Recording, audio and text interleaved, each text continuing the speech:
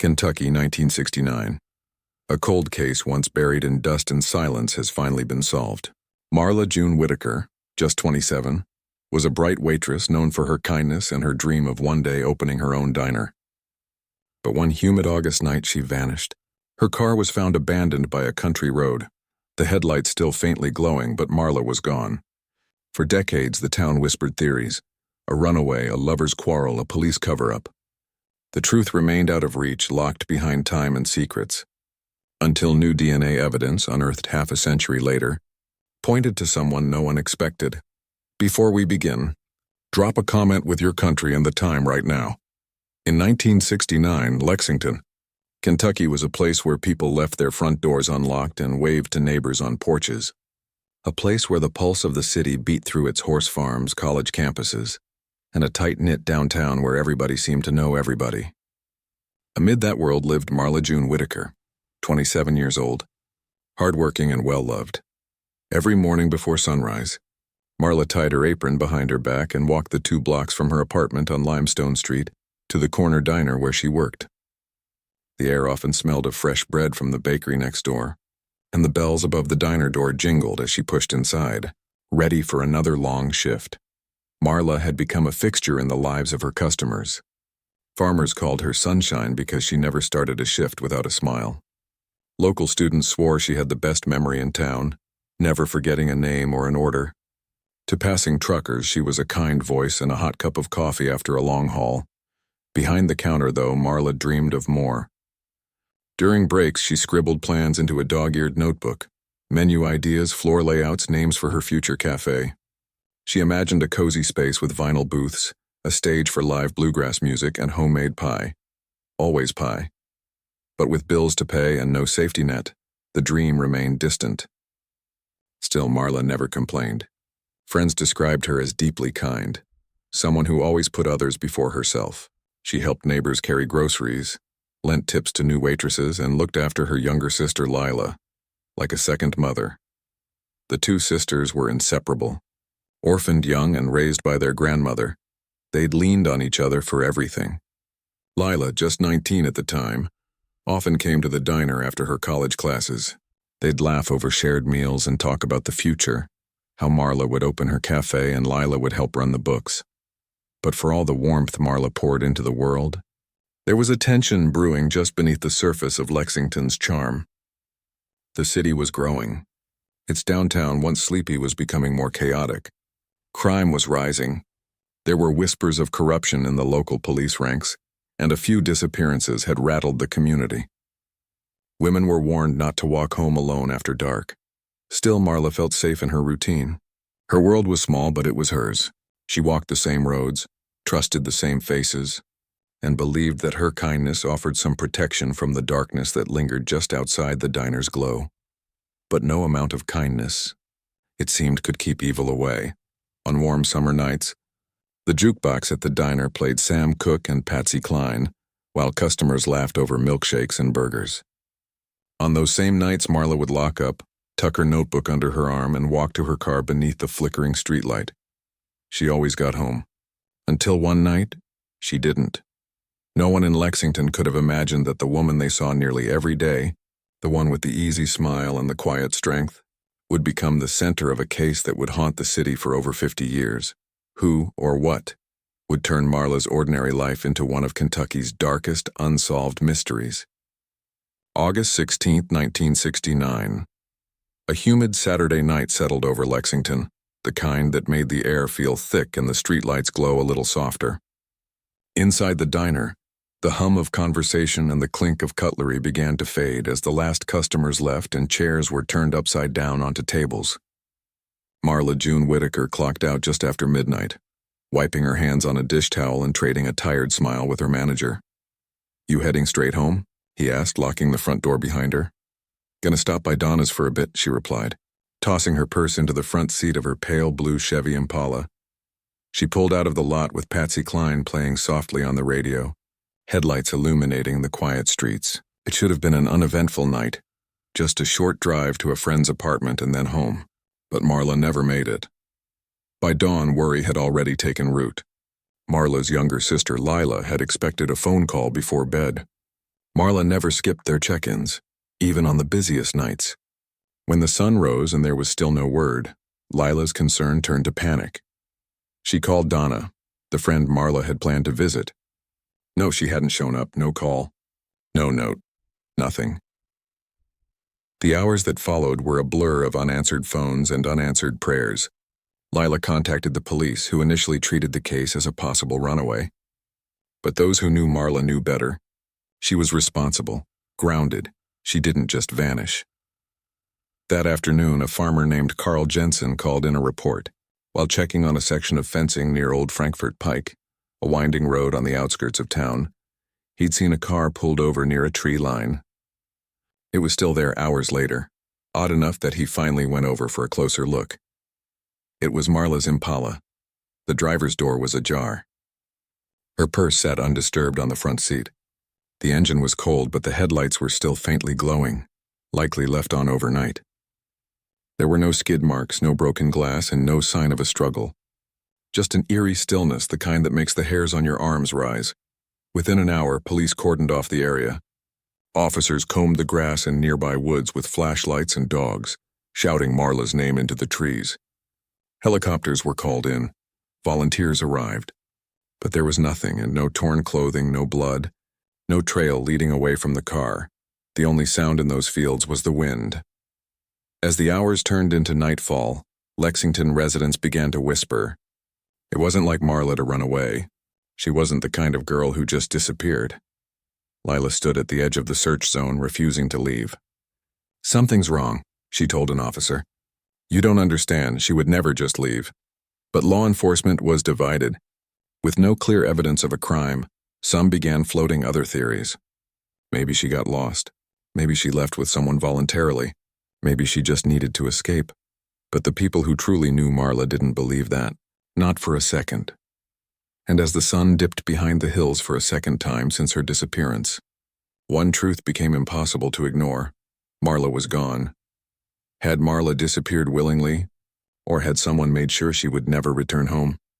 3 days after Marla June Whitaker vanished into the darkness of a Lexington night, the Kentucky River gave up its secret. It was early morning when a local fisherman named Harold Evans noticed something along the tree-draped shoreline just south of the high bridge. At first he thought it was debris, maybe a blanket or a torn tarp caught on the rocks. But as he moved closer, stepping cautiously along the bank, his breath caught. Fabric, a wrist, a face. It was Marla. Her body was tangled in branches, partially submerged and caught in the current. Her dress was torn, soaked with river water, and her shoes were missing. One earring was still in place, the other lost somewhere between her last breath and the water's edge. Her skin had taken on the pallor of time spent exposed to the elements, but the bruising on her face and scalp told a far more brutal story. Police arrived quickly, sealing off the area. The current had likely carried her a short distance downstream. But where she'd entered the river was still unknown. The coroner's report, rushed through in less than 48 hours due to public outcry, confirmed what many feared. Marla had been murdered. Cause of death: blunt force trauma to the back of the skull, likely from a heavy object. Time of death: within hours of her last shift at the diner. There were no defensive wounds, no signs of drowning. She had been struck, possibly from behind, and then discarded like refuse into the water. The town of Lexington was stunned. News traveled fast, even in the days before digital headlines. Local newspapers dubbed it Lexington's River Tragedy, and reporters flocked to the small diner where Marla had worked for years. The owner shuttered it for 3 days, placing a simple black and white photo of her in the window with a candle and a handwritten sign. "We'll miss you, Marla." Candlelight vigils lit up the downtown square. Women clutched their daughters' hands a little tighter. Men installed locks and double-checked them twice. Marla's death had fractured something in the town, a sense of safety that would never fully return. Detectives launched a full investigation. They interviewed co-workers, patrons from the diner, neighbors, anyone who might have seen or heard something unusual that night. They retraced her final known steps, from the kitchen door of the diner to the intersection leading toward Donna's apartment. But beyond her abandoned car, there was nothing. No witnesses, no tire tracks, no fingerprints. Every theory seemed to fall apart. There was no sign of sexual assault, no robbery, no known enemies. Her purse, left untouched in the front seat, still held cash and personal items. Rumors began to spread. Some said she had a secret boyfriend. Others speculated she saw something she wasn't supposed to. Maybe involving police, maybe involving someone powerful. Theories filled the void where facts were absent. Detectives began to feel the pressure. The media coverage was relentless. The community demanded justice, but investigators were working blind. And Marla's family? They were consumed by grief. Lila withdrew from college. Their grandmother barely spoke. The home they'd once filled with laughter now echoed with silence. All eyes were on the Lexington Police Department. But behind closed doors, they had nothing concrete to offer. With no evidence to follow, how would investigators begin to untangle the web of lies surrounding Marla's death? In the weeks that followed the discovery of Marla June Whitaker's body, the Fayette County Sheriff's Office mounted what would become one of the largest and most controversial investigations Lexington had ever seen. Pressure weighed heavily on every move detectives made. The town demanded answers, and the media amplified every rumor, every theory, every whisper of conspiracy. Detectives canvassed the area surrounding Old Frankfort Pike and the Kentucky River, expanding their search for evidence. They knocked on doors, interviewed anyone who might have crossed paths with Marla in her final hours, and logged every tip that came in, no matter how outlandish. One of the first persons of interest was a local mechanic named Joe Keller. A regular at the diner, Keller had been seen talking to Marla several times in the weeks before her death. Some described his attention as harmless flirting. Others said it bordered on obsessive. Keller was brought in for questioning. He denied any involvement and provided an alibi. He had been fixing a late-night breakdown for a customer across town. He also agreed to a polygraph test, which he passed. The alibi checked out, and there was no physical evidence linking him to the crime. With Keller ruled out, attention turned to a traveling salesman named Glenn Marbury, who had passed through Lexington the week of the murder. Marla had once served him at the diner, and according to coworkers, he'd made her uncomfortable. Just days after the murder, Marbury left town abruptly and never returned. Detectives tracked his movements and questioned motel clerks and gas station attendants along his route. But in the absence of forensic evidence, no fingerprints, no fibers, no motive, Marbury was labeled a person of interest but never formally charged. As weeks turned into months, the investigation began to lose momentum. Leads grew colder. Promising tips turned into dead ends. The case became a web of uncertainty. But there was another thread that couldn't be ignored, one that simmered beneath the surface: corruption. Whispers of police misconduct began to circulate, whispered first among locals and then published in small letters on the back pages of the Lexington Herald-Leader. Some said Marla had seen something she shouldn't have, maybe involving a local official or a dirty officer. Others claimed she'd confided in someone about harassment from a figure of influence in town. One anonymous letter sent to the sheriff's office alleged that Marla had been in possession of information related to a gambling ring tied to city officials. Another tip claimed she was dating someone married, someone with enough power to make problems disappear. The rumors reached the mayor's office.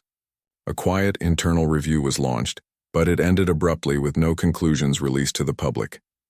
Inside the department, tensions grew.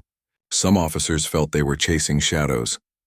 Others believed they were being steered away from certain leads. A few brave voices pushed for transparency, but their requests were buried in bureaucratic red tape. The evidence locker, once the heartbeat of the case, began to gather dust. Photographs yellowed. Witness reports faded. Marla's murder remained technically active, but in practice it was stalling. The detectives who had once vowed to solve it were being reassigned. Resources were shifting. And the Whitaker family? They were left in a limbo, stuck between grief and a justice system that seemed to be slipping away. Was justice lost to incompetence? Or was someone deliberately keeping the truth buried? By 1975, the file labeled Whitaker, Marla June had been moved to the back of a metal cabinet inside the Fayette County Sheriff's Office. The words "Unsolved Homicide" were stamped across the front, faded from handling and time. The file was heavy with paperwork, interviews, autopsy photos, hand-scribbled notes, but none of it had brought detectives closer to finding the truth. What had once been Lexington's most urgent investigation had now become an uncomfortable reminder of failure. The press stopped calling. Leads had long dried up, and new detectives coming onto the force rarely recognized the name unless they stumbled across it in archives or heard it whispered in local lore. For the Whitaker family, though, the pain never dulled.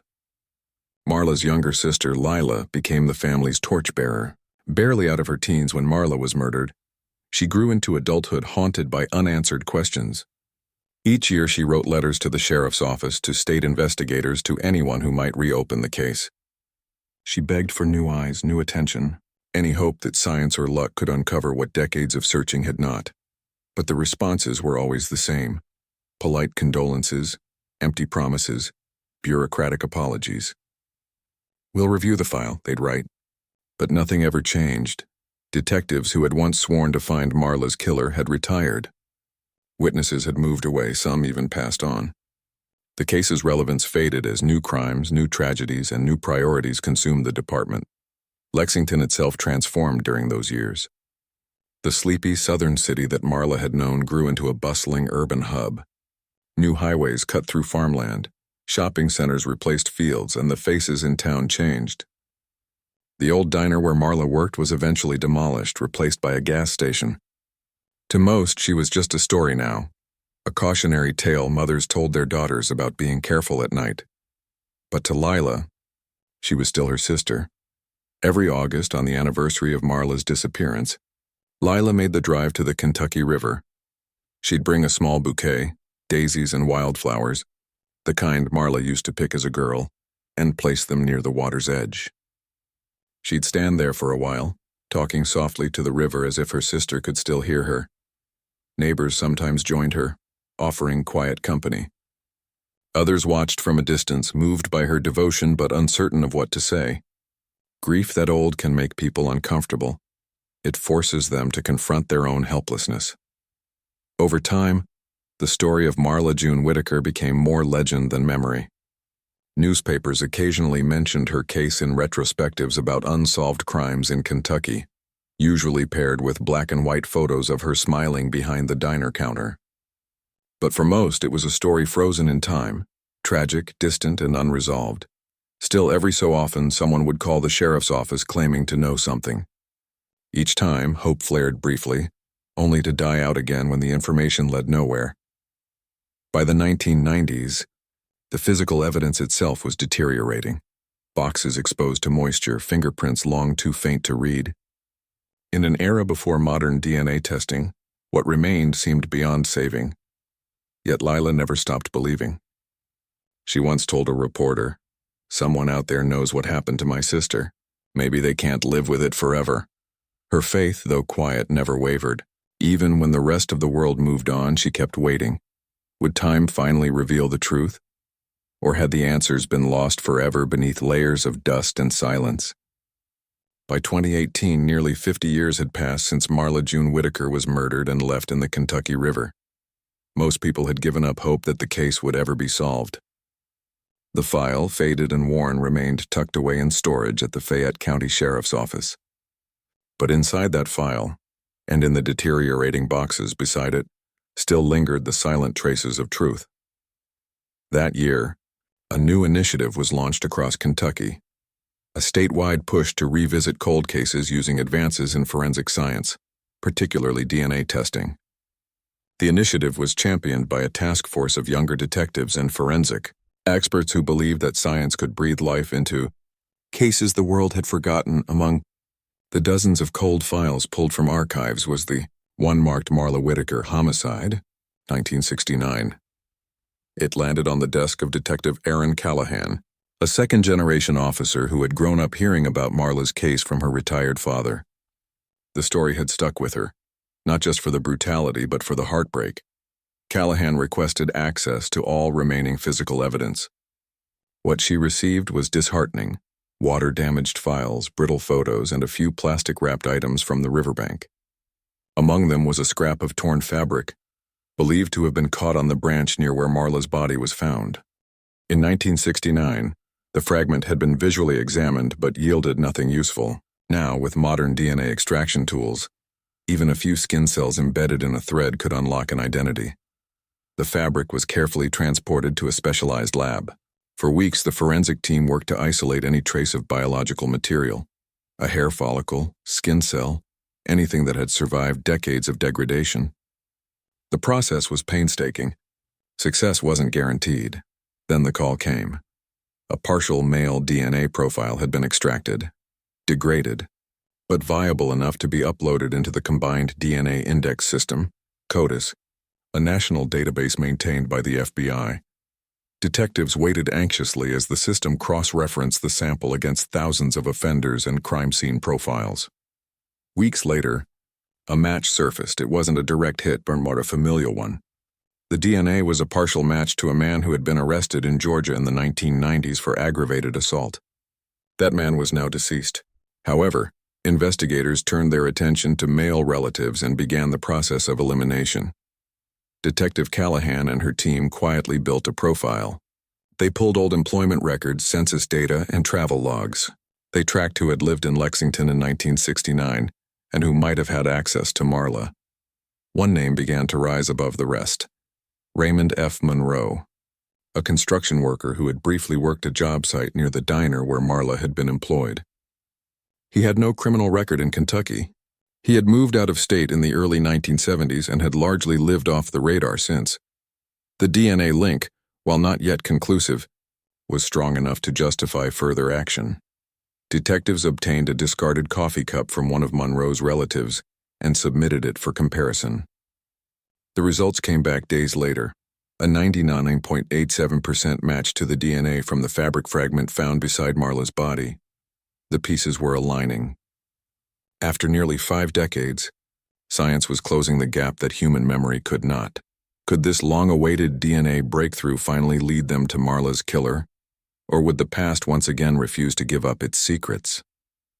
It was a still, gray morning in late February 2021 when 2 unmarked vehicles pulled quietly into the driveway of a modest home just outside of Knoxville, Tennessee. Birds chirped in the trees overhead, unaware that the culmination of over 5 decades of investigation was about to unfold inside the single-story ranch house. Before them, the man who answered the door was 78-year-old Raymond F. Monroe, gray-haired, soft-spoken, and dressed in a worn flannel shirt. He looked every bit the unremarkable retiree, the kind neighbors described as quiet, polite, the type who kept to himself but always waved when taking out the trash. But behind the door he had just opened stood decades of secrets. "Mr. Monroe," one of the detectives said, "we're with the Kentucky State Police. We'd like to ask you a few questions." Monroe agreed, perhaps assuming it was a mistake. The detectives laid it out slowly. The reopened case of Marla June Whitaker, the DNA match from a degraded fabric sample found near her body, the family connection through CODIS. At first, he denied everything. He didn't know anyone named Marla Whitaker. He'd never been to Lexington, he claimed, despite records showing his employment at a construction site just blocks from the diner where Marla worked in 1969. But when presented with the DNA report, Raymond Monroe fell silent. He looked down. He didn't ask to see a lawyer. He didn't protest. Investigators later described that moment as the stillness where the past finally caught up. Monroe was placed under arrest and charged with first-degree murder. As officers let him out in handcuffs, neighbors emerged from their homes stunned. Many had known him for years. No one suspected a thing. The news reached Lexington within hours. Local media broke the story with headlines that echoed across the state. 1969 cold case solved, DNA. Leads to arrest in Marla Whitaker murder. For those who had lived through the initial tragedy, it was a jarring revelation. The man responsible had lived a full life, aging into obscurity, while Marla's life had been stolen and her family sentenced to a lifetime of grief. The diner where Marla once worked, now a new business under different ownership, placed a small tribute in the window. Community members who remembered her gathered outside the former location to hold a quiet vigil. Some cried. Others just stood in silence. And for Lila Whitaker, now in her 70s, the moment was one she had waited her entire life for. "I never gave up," she told a local reporter. "There were days I thought I'd never see this, but deep down, I always believed the truth would surface." The arrest brought an avalanche of emotions. relief that someone was finally being held accountable, grief that it had taken so long, and disbelief that a man capable of such violence had managed to blend in so completely. Police declined to reveal a motive. Speculation suggested that Marla may have rejected Monroe's advances or seen something she wasn't meant to, but without a confession, much of that remained theory. What mattered to the Whitaker family, and to a city that had been haunted for over 50 years, was that someone was finally answering for what had been done. But would the courtroom deliver the closure the Whitakers had waited a lifetime for? In early spring 2023, the long-delayed trial of Raymond F. Monroe began in Fayette County Circuit Court. Over 50 years had passed since Marla June Whitaker's murder, but the weight of her story had never truly faded. Now the courtroom swelled with those who had waited a lifetime for justice, and those too, young to remember 1969, but touched by its aftermath, journalists from across the state crowded into the back rows. Locals, some gray-haired, others the children of Marla's generation, sat shoulder to shoulder, leaning forward as if afraid to miss a single moment. The prosecution opened with the DNA.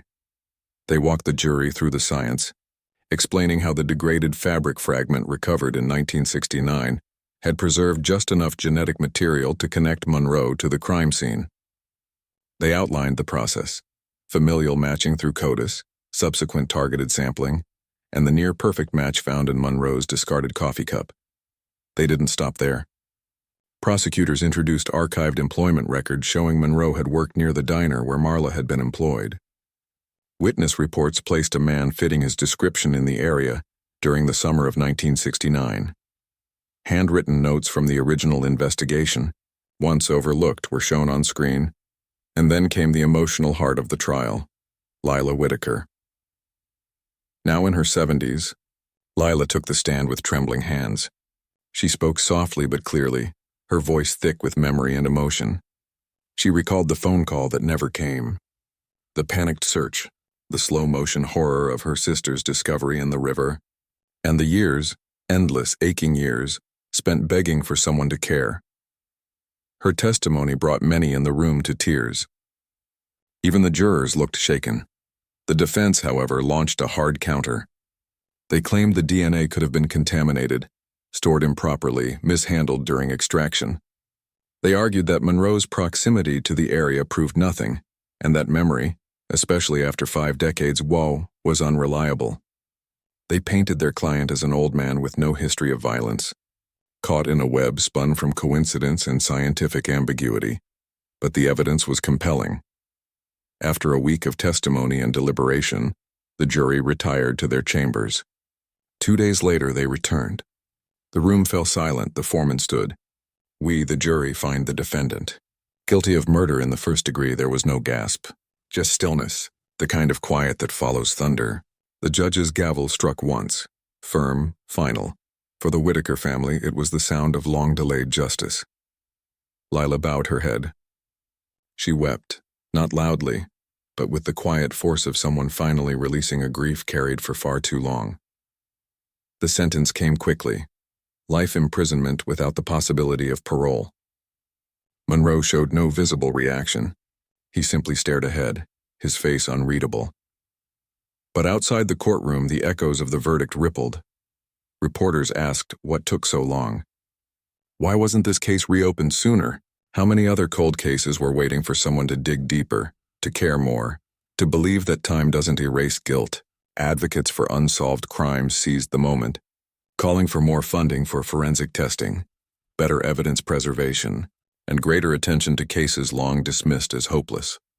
What legacy would Marla's case leave behind for future generations seeking justice? The verdict in the case of Commonwealth versus Raymond F. Monroe marked the end of a chapter that had haunted Lexington, Kentucky for more than 50 years. But it wasn't the end of the story. In many ways, it was the beginning of something larger, something that would ripple far beyond Marla June Whitaker's name. Almost immediately after the trial, her case became a symbol of perseverance, a testament to what can happen when families never give up, when evidence is preserved with care, and when the tools of modern science are finally brought to bear on the failures of the past. Marla's story was featured in statewide news outlets, and national coverage followed shortly after. Journalists and true crime reporters revisited old clippings, police notes, and interviews. Some headlines read, "Justice, finally, the cold case that didn't give up," and Kentucky's 1969 mystery solved through DNA. Her name became a rallying cry. In response to the renewed attention, Kentucky lawmakers introduced a proposal to expand funding for DNA testing in cold cases. The bill, unofficially dubbed Marla's Law, prioritized testing of biological evidence in crimes over 20 years old and mandated proper archival procedures. To prevent further degradation, the legislation passed with overwhelming support. Across the state, police departments reopened their evidence rooms. Boxes once considered too old, too broken, too irrelevant were re-examined with fresh eyes. Other families, many of whom had waited decades for closure, found new hope. Meanwhile, the diner where Marla had worked all those years ago had long since changed hands. In 2024, its current owner, who had been a child when Marla disappeared, installed a brass plaque beside the register. It reads, "In memory of Marla June Whitaker, your light never faded." Every August 16th, flowers appear beneath the plaque. Some are left by friends, others by strangers who simply know her story. Lila Whitaker, who had championed her sister's memory through every false lead and quiet year, passed away peacefully in 2024, just 1 year after the conviction. She was surrounded by family and held a photograph of Marla in her hands. She didn't die angry, her niece would later say. She died knowing the truth had finally come to light. The story of Marla June Whitaker became required reading in criminal justice courses across the state. Law students studied the missteps and the victories, how a case once dismissed as hopeless could still be solved with dedication and evolving science. Documentaries and podcasts featured her story, not just for its shocking details, but for its emotional core. The quiet strength of a family, the changing tide of forensic technology, and the belief that no one is ever truly forgotten if someone keeps asking questions. More importantly, Marla's legacy inspired real change. Families from as far as Oklahoma and New Jersey wrote to the Fayette County Sheriff's Office, asking if their loved ones' cases might receive similar attention. Advocacy groups formed, pushing nationally for similar reforms. "Cold doesn't mean closed" became a slogan used by grassroots movements across the U.S.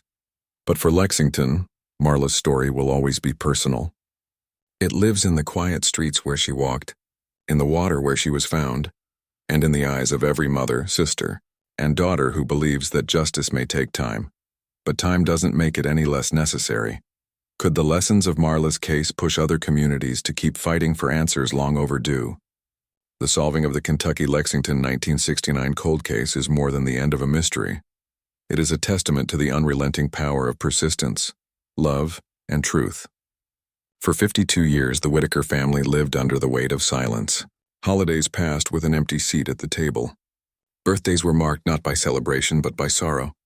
Each passing decade added another layer to their grief, and another unanswered question.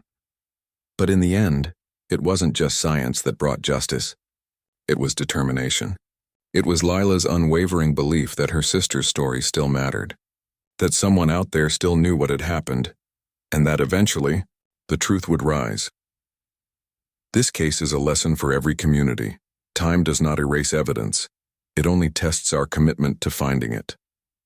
The DNA that once lay dormant on a piece of forgotten fabric became the key to solving a half-century-old murder.